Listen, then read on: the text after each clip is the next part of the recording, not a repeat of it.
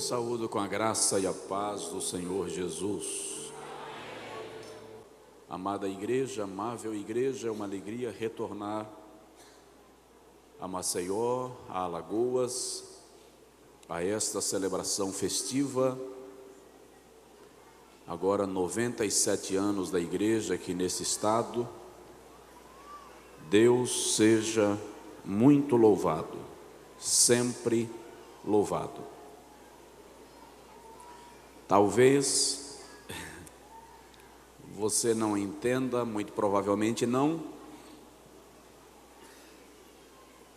porque que Deus usou o pastor Satírio e justamente na hora de cantar, tu não morrerás enquanto o Senhor não cumprir em ti, Ele segurou na minha mão. Eu estava nos Estados Unidos final de semana passada, ministrando no CONAD, Congresso Nacional das Assembleias de Deus. E saí de Orlando na segunda-feira para chegar no Brasil em casa na terça. E decolamos em Charlotte, para Carolina do Norte, para o Rio de Janeiro. E com 1h30 de voo, o piloto anunciou que precisava retornar para um pouso emergencial, porque um dos motores da aeronave havia parado de funcionar. E depois de 1h30, 2 horas, voando em círculos para esvaziar os tanques de combustível, nós pousamos cercados por viaturas do Corpo de Bombeiros e ambulâncias e tal. E eles resolveram consertar a aeronave para decolarmos novamente na mesma aeronave. Não havia outra, segundo eles, disponível. Alguns passageiros não quiseram embarcar mais. E às 7 da manhã nós reembarcamos. Com 45 minutos de voo, o novo piloto anunciou que teria que fazer um pouso emergencial, porque as turbinas estavam superaquecidas e os tubos já estavam dando sinais de início de incêndio. Mas ele precisava esvaziar os tanques de combustível e isso duraria em média 3 horas de voo, porque o pouso na condição que estava não seria permitido. E nós voamos em círculos sobre uma área deserta por 5 horas e 15 minutos. Esvaziando o tanque, enquanto mulheres desmaiavam, choravam, gritavam. Em algum momento o piloto disse: senhoras e senhores, a nossa situação é grave. Não há condição de chegarmos a Charlotte.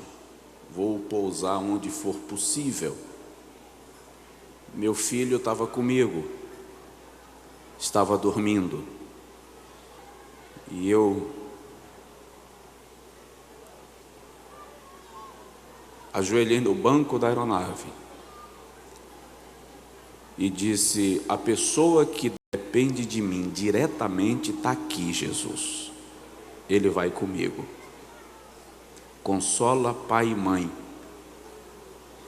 E aí me perguntei: quem vai assumir aquela igreja? Pensei em alguns obreiros, depois eu disse para mim: não dá para fazer indicação daqui de cima, então deixa quieto. E por 3 vezes eu tive certeza que não pousaria. Nenhuma vez eu pedi a Deus livramento, nenhuma vez eu pedi a Deus para não morrer. Por 3 vezes eu me entreguei, eu me rendi e disse: tá bom, Jesus, se essa é a sua decisão, assim seja. Mas na 3ª vez que eu fiz a minha entrega, veio um texto, Atos 27, quando Paulo estava no meio de uma tempestade, e ele diz assim: não temais, porque o Deus de quem sou e a quem sirvo esteve comigo esta noite.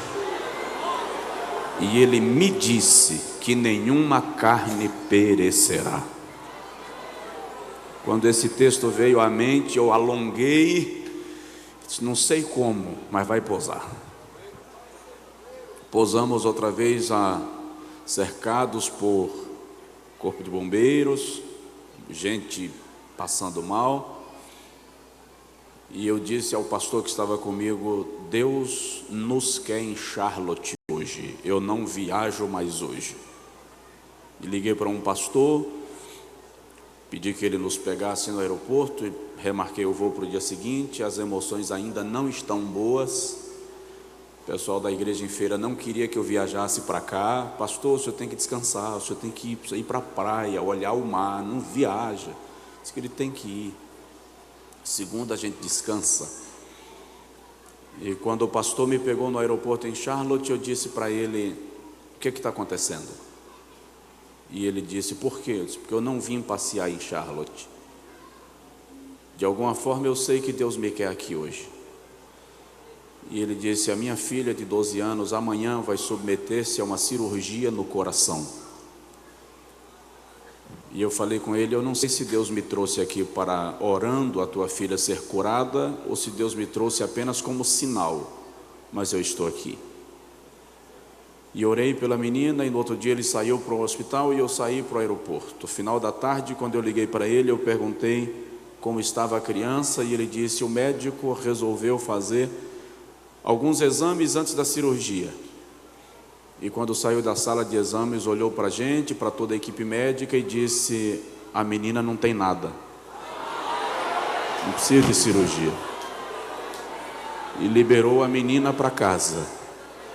Eu até brinquei e disse: mas não precisava derrubar o avião para eu orar pela tua menina, né? Era só falar que eu não embarcava, eu não viajaria, estava resolvido o problema. Quando o pastor Satírio cantou e disse: tu não morrerás enquanto o Senhor não cumprir em ti todos os sonhos que Ele mesmo sonhou para ti. Não foi apenas um louvor, foi uma profecia.